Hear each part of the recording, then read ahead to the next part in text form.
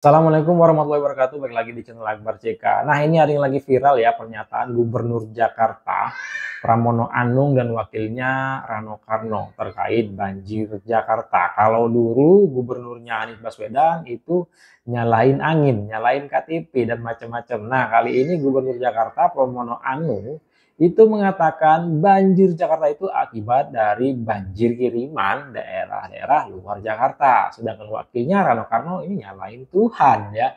Seharusnya seorang pemimpin itu berbicara soal solusi, bagaimana cara menangani banjir ya. Bagaimana cara memberikan pertolongan pertama untuk warganya, bukan nyalain sana, nyalain sini. Nah, pernyataan Gubernur dan Wakil Gubernur Jakarta ini mendapat tanggapan dari netizen. Seperti apa video singkatnya? Langsung aja kita simak videonya berikut ini. Assalamualaikum. Waalaikumsalam. Alhamdulillah, yang dari Depok, yang dari Bogor sudah sampai. Sampai leher, ya. Hari ini pukul 7 pagi di dalam rumah saya di RT 4 RW 6 Kelurahan Cililitan sedang bersuka cita dengan datangnya banjir, dan kemungkinan air akan terus menaik sampai pukul 9. Nggak tahu ini sekarang sudah seleher, nanti pukul 9 nggak tahu sampai semua pokoknya. Kepada Bapak Gubernur terpilih, kepada Bapak Wakil Gubernur terpilih, Gubernurnya Pramono Anung, wakilnya Rano Karno, dan kepada 112 atau 102 anggota Dewan, Pak, tolong perhatikan kami Pak, warga Bantaran Ciliwung Pak. Bertahun-tahun Pak, anggaran DKI sangat besar Pak. Masa dengan satu masalah banjir saja tidak pernah teratasi Pak. Mohon Pak bantuannya Pak. Terima kasih. Rano Karno soal banjir Jakarta. Ya, awal Ramadan banjir melanda 46 RT di wilayah Jakarta. Nah, bicara soal penanganan banjir sebenarnya sudah masuk dalam agenda kerja 100 hari Pramono Rano. Lalu bagaimana komentar Pemprov soal banjir kali ini? Di 100 hari kerja kita lakukan pengulukan waduk-waduk, karena apa, kita tahu informasi ini. Cuman memang masalah curah hujan itu semua keputusan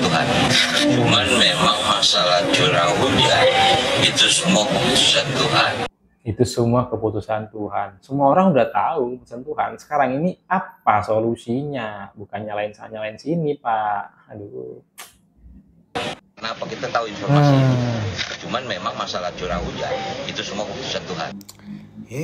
Bang Rano, gak usah nyalain Tuhan lah, tapi ikhtiar aja. Gak usah nyalain Tuhan. Gimana sih? Mudah-mudahan gak tenggelam ya. Sahur. Rumah Mbak Imbong kebanjiran. Waduh. Mbak Imbong pun kena.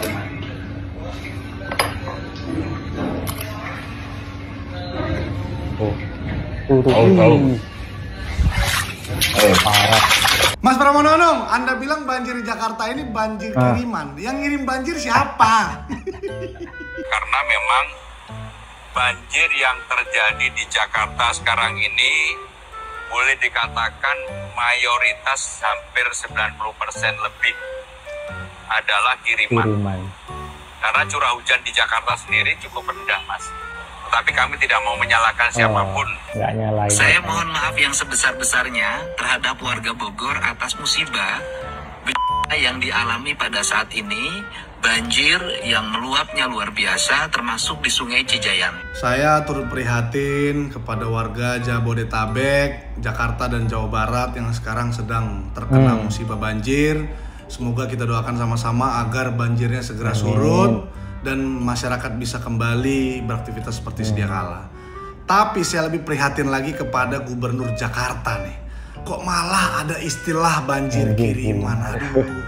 Harusnya berpikir bagaimana solusi agar tidak banjir lagi. Ini malah sibuk sepertinya menyalahkan pihak lain, menyalahkan provinsi lain, katanya ngirim banjir. Woi, air itu jalan sendiri, bos. Ya, memang dari dataran tinggi ke rendah itu memang sifat air. Ya, bukan kayak di luar angkasa, air terbang-terbang.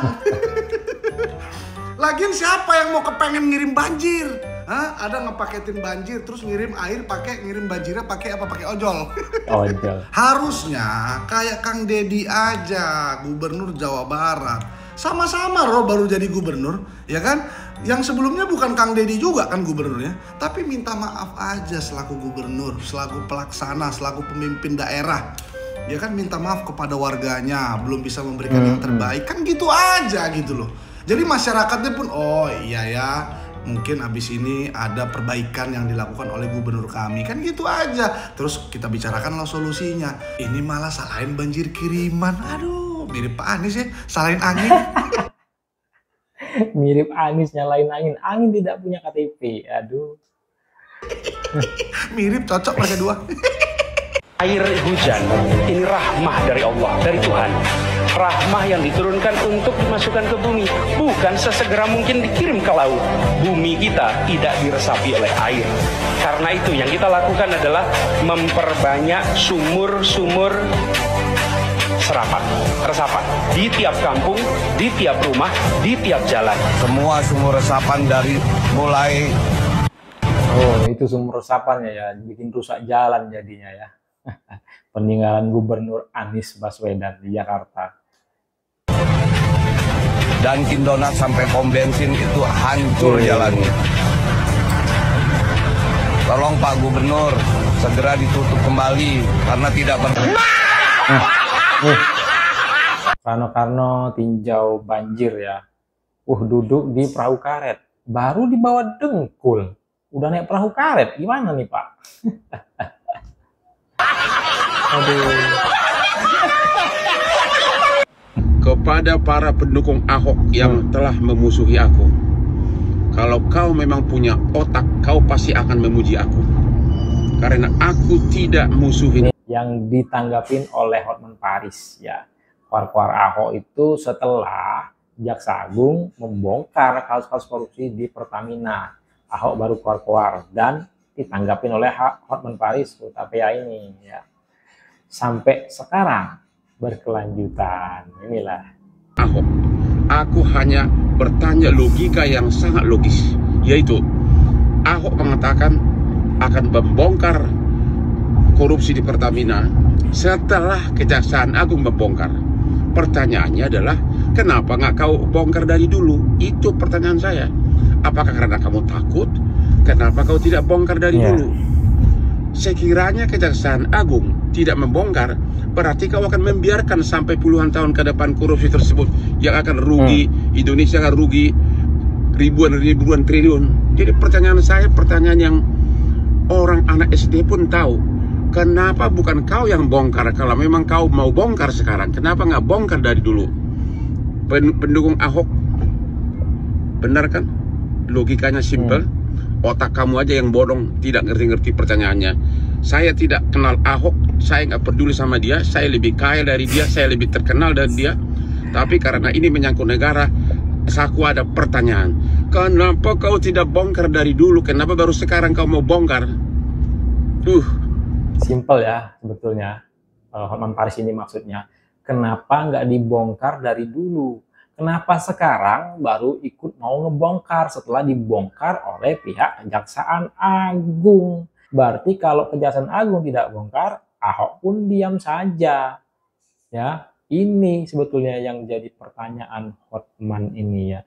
Kalau lah nggak dibongkar sama Kejaksaan Agung, Ahok pun juga nggak mau ngebongkar, ya ruginya entah berapa beribu-ribu triliun ya. Sekarang aja baru berapa tahun sudah hampir mendekati angka 1.000 triliun. Nah, itulah video kita kali ini ya. Jangan lupa like dan subscribe-nya agar tidak ketinggalan informasi dan notifikasi dari channel ini. Saya Akbar CK. Assalamualaikum warahmatullahi wabarakatuh. Salam sehat selalu. Bye-bye.